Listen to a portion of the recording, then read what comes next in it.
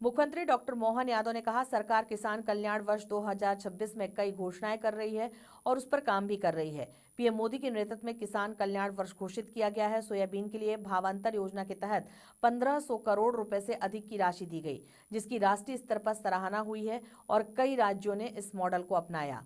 उन्होंने कहा कि प्रदेश के किसान तेजी से समृद्धि की ओर बढ़ रहे हैं और मध्य प्रदेश को वैश्विक एग्रो एक्सपर्ट के रूप में स्थापित करने की दिशा में कार्य किया जा रहा है। बिजली और पानी की बेहतर उपलब्धता के कारण सरसों के रकबे में 27% की वृद्धि दर्ज की गई है। वर्तमान में बाजार में सरसों का भाव 5500 से 6000 रुपए प्रति क्विंटल है, जबकि केंद्र सरकार द्वारा 6200 रुपए प्रति क्विंटल एमएसपी घोषित है। सरसों के उचित मूल्य के लिए राज्य सरकार भावांतर योजना लागू करने की तैयारी कर रही है। मुख्यमंत्री ने किसानों से अपील की है कि वे मूंग की जगह उड़द की खेती करें। सरकार उड़द पर 600 रुपए प्रति क्विंटल बोनस देगी। उन्होंने कहा कि फसल विविधीकरण का यह निर्णय किसानों के लिए लाभकारी सिद्ध होगा। प्रदेश में दलहन उत्पादन तेजी से बढ़ रहा है।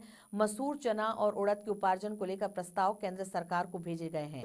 मध्य प्रदेश सरकार किसान कल्याण वर्ष 2026 में किसानों के लिए लगातार कई सारी घोषणा भी कर रही है और काम भी कर रहे हैं। यशस्वी प्रधानमंत्री के नेतृत्व में जिस प्रकार से देश में किसानों के लिए काम किए जा रहे हैं, उनकी उसी भावों के आधार पर किसान कल्याण वर्ष हमने घोषित किया है।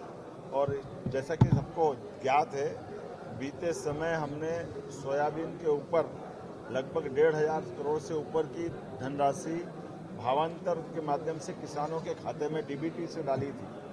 इसके आधार पर हमारी मन की भाव किसान अपनी फसल को मंडी में बेचने आए, मंडी जीवन तो मंडी में व्यापार व्यवसाय बढ़े, सामान्य प्रकार से काम चले, उसी योजना के सफलता के आधार पर पूरे देश में मध्य प्रदेश सरकार के इस निर्णय को सराहा गया है। और सफलता के साथ इस योजना पे केस स्टडी करके कई राज्यों ने इस योजना को समझने के लिए हमारे राज्य में भी आए और अधिकारियों के साथ दिल्ली में भी इस योजना के ऊपर प्रेजेंटेशन हुआ है।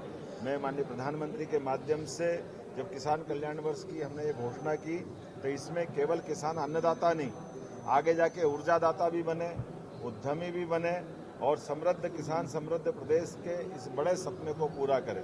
इस दिशा में हम लगातार आगे बढ़ रहे हैं। इसलिए मध्य प्रदेश के अंदर देश का खाद्य भंडार बनाने के लिए वैश्विक एग्रो एक्सपर्ट के रूप में मध्य प्रदेश को जाना जाए, इस पे हम काम कर रहे हैं। और इसी सिलसिले में जब हमने भावांतर योजना सोयाबीन में सफलता के साथ लागू की, ऐसे में आज वर्तमान के समय में इस फसल के साथ हमारी सरसों के रकबों में पूर्व की तुलना में, क्योंकि सिंचाई का रकबा हमारा बड़ा है, एरीगेटेड एरिया नदी जोड़ो अभियान से लेकर नर्मदा के नदी के साथ साथ बिजली की उपलब्धता और पानी की उपलब्धता होने के कारण से वर्तमान में एग्रीकल्चर का सिंचाई रकबा 28% बढ़ा है सरसों को लेकर के।